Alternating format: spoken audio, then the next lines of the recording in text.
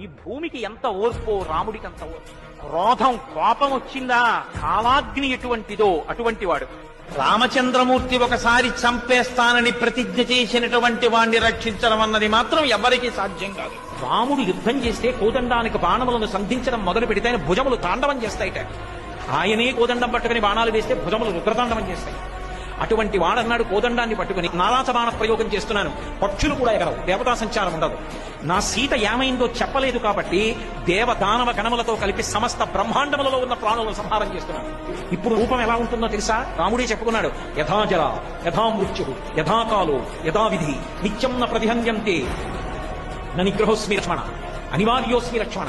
రాక్షసుడు రాముడి యొక్క వైభవాన్ని శీలం యొక్క ఔన్నత్యాన్ని చెప్పాడు.